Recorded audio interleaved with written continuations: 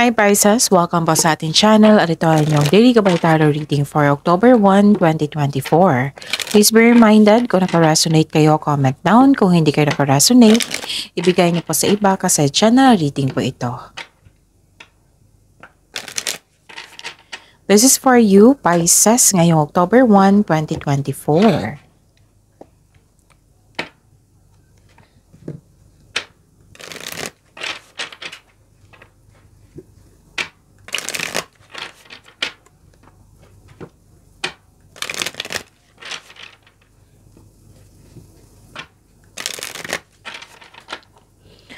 This is for you, Pisces, ngayong October 1, 2024. Maraming salamat po sa inyong patuloy na suporta at maraming salamat din po sa mga hindi nag-skip ng ads. Gamitin ang reading na ito bilang gabay lamang sa mga hindi pa nag-subscribe, subscribe na po kayo at click bell notification para malaman nyo na may bago tayong video. Para sa mga gustong magpa-reading po, may lumabas dyan sa screen nyo ngayon. Panoorin nyo po at sundin ang instruction. Calling the attention sa mga suki ko dito na Pisces. Open na po ang inyong monthly gabay tarot reading for October 2024. May 6 months from now reading tayo at love life reading po. So message me Pisces for schedule. Maraming salamat po. Spirits Guide, mga ganap po ngayong October 1, 2024 para po kay Pisces. I need 3 cards po.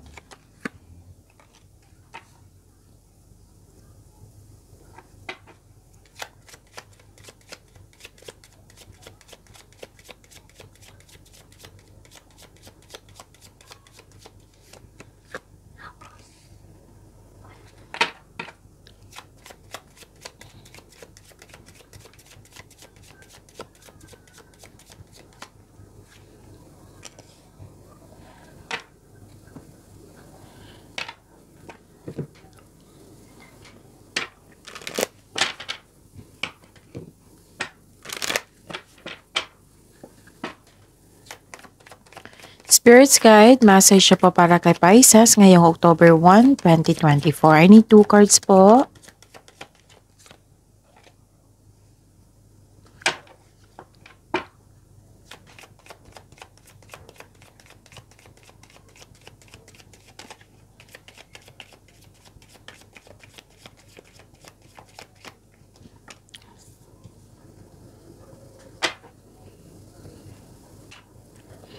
Maaring may bisita kayo ngayon, ha?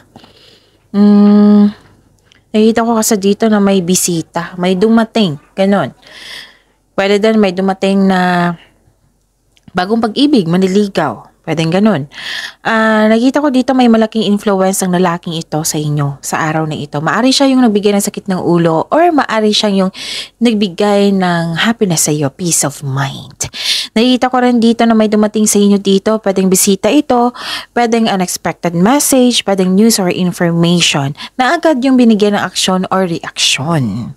Nakikita ko rin dito, Pisces, na nakatanggap kayo ng tulong, nakatanggap kayo ng regalo, you have abundance in life, and love is blooming. Wow. Ang nakikita ko rin dito yung pleasure, pwede din nakatanggap kayo ng compliment, recognition, and you are very happy here. Okay? Abundance in life. Wow, ang ganda nito. Nakatanggap kayo ng tulong. Pwede nakatanggap din kayo ng bouquet of flowers. Or regalo. Okay? Ang ganda ng mga mensahe, Pisces. Don't worry, be happy. Huwag po daw kayo mag-alala. So, 2 card na po nagsabi niya na may happiness na nagkanap. And wow, this is resilience. Rise above tribulations. Okay? So, yun.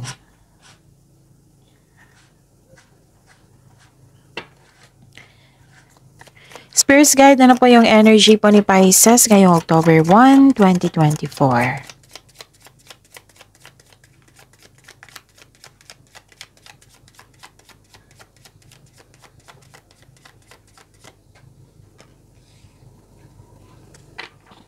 And the clarification of this card po para kay Pisces.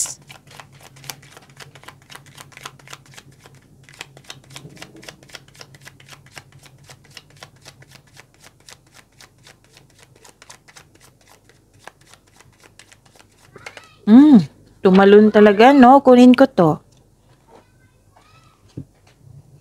Kaya pala tumalon. Marami kayong iniisip, marami kayong ginagawa or iniisip. This is a daily reminder. Panoorin niyo po yung last 4 days Kabay Tarot reading niyo po. Para hindi niyo makalimutan, para hindi kayo maguluhan, malito. Para din fair po sa mga bagong subscriber natin, sa mga cross-watcher dito at sa mga new subscriber natin ng Pisces. Okay, para alam din nila yung ano yung dapat gawin.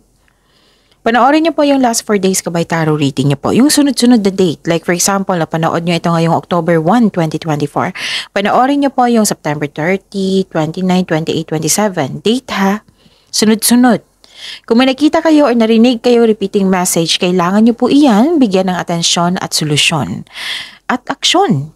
Again, calling the attention sa mga suki ko dito. Calling the attention sa mga suki ko dito na Pisces. Open na po inyong Monday Kabay Tarot reading for October 2024. May 6 months from now reading tayo at love life reading po. So message me Pisces for schedule. Maraming salamat po. So ano yung energy nyo ngayon, Pisces? Gusto nyo mapag-isa? Gusto nyo mapag-isa? Nagkaroon ng solitude dito? Nang dahil sa ganap na ganyan na nagkaroon ng wisdom, nagkaroon ng inner truth, nagkaroon ng divine inspiration, enlightenment. Yes. Nakikita ko dito na mas ginagamit mo lang yung logical mo kaysa emotion. Maraming mga tao na takot mag-isa, baliktad naman sa iyo. Maglaan ka ng oras upang ikaw ay makapag-isip ng mag-isa, soul searching, ika nga. You can restore your energy by spending time with yourself. Para sa pagbalik mo, you will feel your energy restored. Parang naghahanap ka ng tanong dito eh. So, ang sabi ng card dito, all life's answers are within you. Some of you nag-meditate, nag-long walks para makapag-isip ng mabuti. Kasi you can restore your energy kung magkakaroon ng time for reflection. Yung mapag-isa kayo, yung gusto mo ng tahimik para makapag-isip ka ng mabuti, para ma-restore yung energy mo, para sa pagbalik mo, okay na may solusyon ka na, okay ng energy mo. So yun. Okay? Feel free for yourself. Feel free yourself para makapag-isip ka ng maayos. Kung gusto mo nang pag-level up sa inyong buhay dyan, like promotion, making business investment, hindi mo na kailangan ng pahintulot to move ahead. Basta magtiwala kayo sa inyong sarili, makinig kayo sa inyong intuition.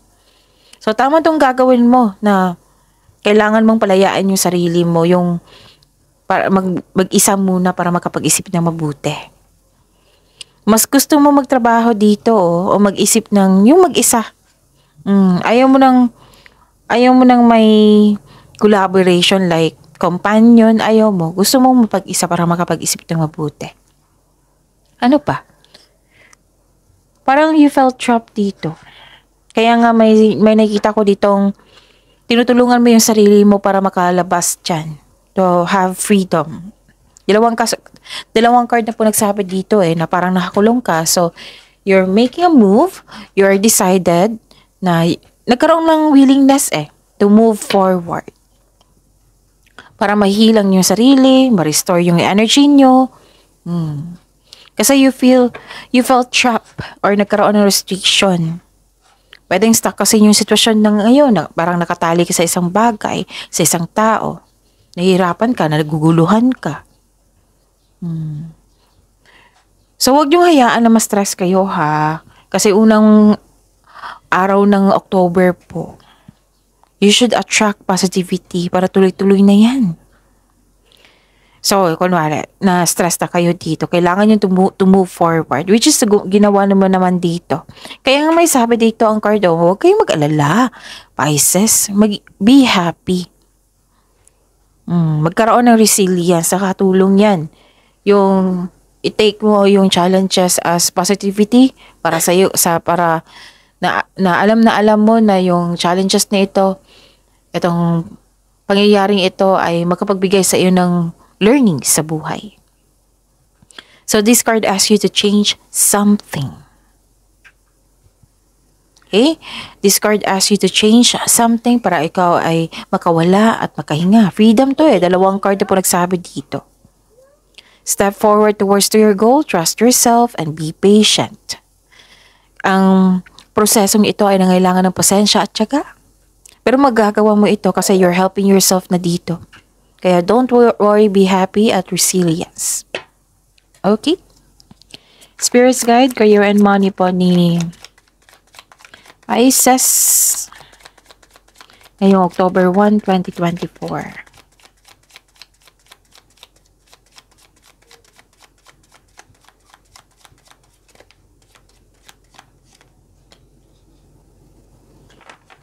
And the clarification of this card po.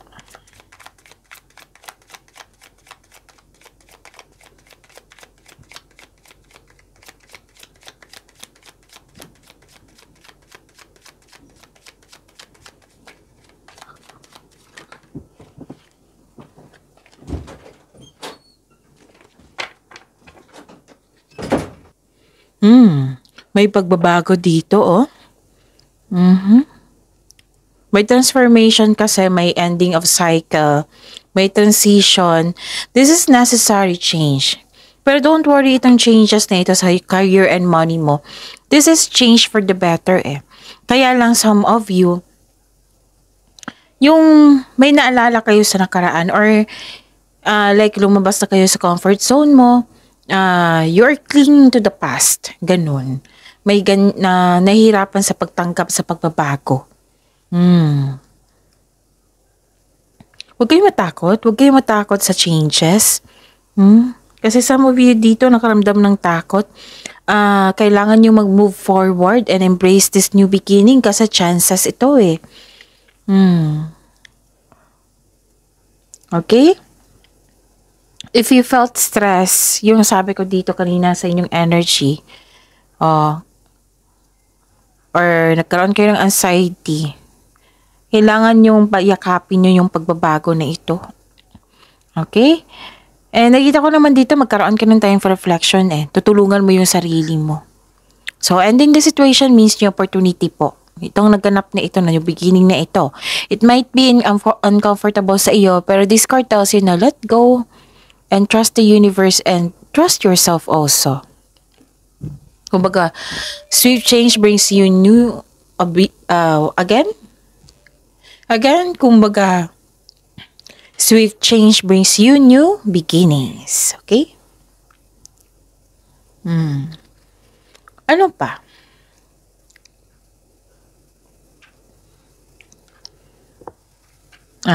Okay.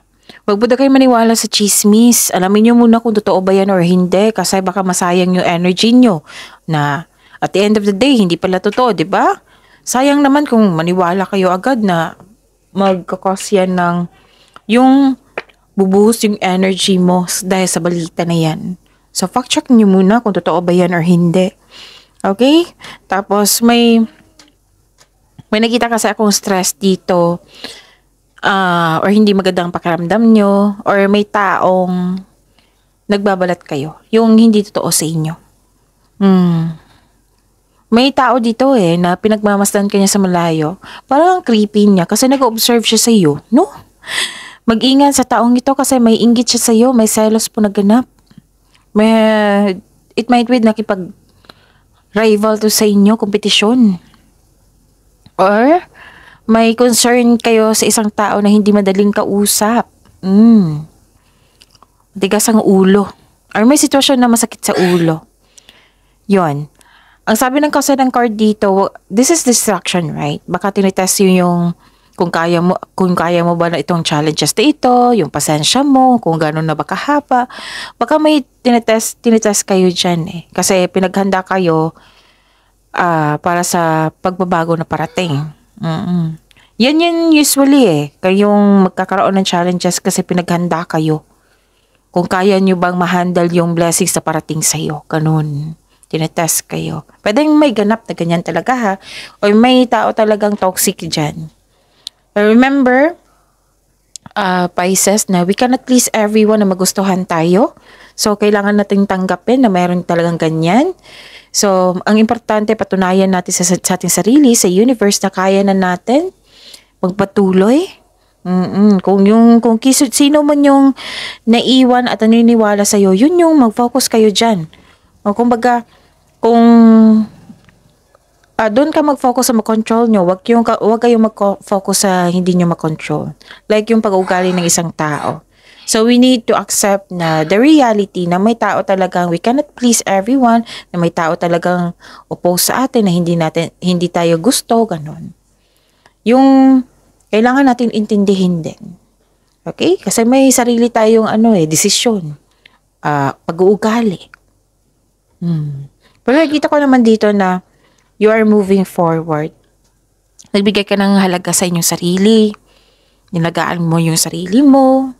Yung sabi mo na, ay, hindi ko deserve na ganito yung treatment nila sa akin. So, put boundaries ako. Ganon. Spirits guide. Love, life, self-love, partnership, and romance din Pisces ngayong October 1, 2024.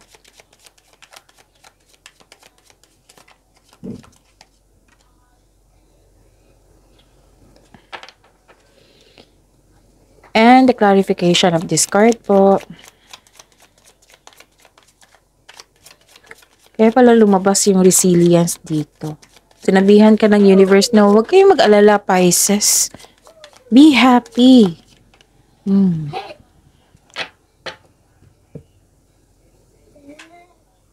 Maraming salamat po sa patuloy na tiwala at suporta sa ating channel. At maraming salamat din po sa mga hindi nag-skip ng ads. May lumabas dyan sa screen nyo ngayon, panoorin nyo po kung gusto nyo po yan, then follow instruction. Okay. Pwedeng may delay sa pag-uusap, no? May delay sa pagdating ng tao, sa inyong hinihintay. So, sabi ng card dito, kailangan nyo maghintay po. Tinitest nyo talaga yung patience nyo, Pisces. Yes, tinitest yung patience nyo. May natanggap kang opportunity pero hindi mo tinanggap dahil sa meron kang dahilan. Okay? Kung may delay po, habaan nyo po ang pasensya nyo at intindihin kung bakit ito nangyari. Make yourself busy para hindi kayo mainip. Okay? Yun. Okay. Kailangan nyo itong malaman eh. So, pwedeng ikaw ito, pwedeng itong concern mo sa isang tao. Kasi may tao dito na pinupush ang sitwasyon na hindi naman dapat kasi hindi ito nakatadhana. Pwedeng ikaw ito, pwedeng concern mo sa isang tao. Uncomfortable ka talaga sa changes. Kasi dumating itong may ending with new beginning eh. May end of cycle tapos may changes sa cycle. Okay? Okay. So, kailangan talaga habaan yung pasensya nyo dito. Maging kalma, mag-relax. Yan yung sinabi din nyo dito. Yun yung lumabas dito na you're helping yourself para ma-re-energize kayo. Gusto nyo mapag-isa para ma-re-energize kayo, para makapag-isip ng mabuti, para sa pagbalik mo, productive na kayo, re-energize na kayo, may solusyon na kayo. Ganon. Okay? You are moving from a painful cycle to happiness. So, embrace new situation na dumating sa iyong buhay. Okay. Ano pa? Okay. Nakikita ko dito na nagkaroon po ng recovery. Yes, nagkaroon ng recovery, nagkaroon ng releasing pain. Kasi nga, you're helping yourself eh. You're very willing na magkaroon ng pagkakaayos, na magkaroon ka ng freedom. Ito na, recovery, healing. You're healing yourself from a heartbreak. Nag-let go ka na sa mga pain at masasakit na alaala. Kahit malungkot ka or disappointed, you are willing na to move forward, na magkaroon ng recovery. To release the pain. Kasi this period of sorrow won't last forever eh. So, tama tong ginawa mo dito na mag-move forward. Look to the future with hope for new experiences. This card is a reminder na you should avoid bringing your fear of heartbreak into new situation. Hindi ibig sabihin nasaktan ka na noon, masasaktan ka ngayon. Kasi nga, kukunin mo yung learnings sa nakaraan para ma-avoid mo na. Para maiwasan mo na yung mga pangyayari sa nakaraan. Okay? You deserve to be loved. Deserve mong mahalin ka ng ibang tao. Palayaan yung sarili nyo. Attract positivity. Let go of this past or old emotions. Positive affirmation ay kailangan. I am blessed, I am loved, I am healthy, I am successful, I am safe, and so on. Okay, so see you tomorrow, Pisces. Please like, subscribe, and click the button for notification para updated po kayo sa daily tarot reading natin. Maraming salamat po.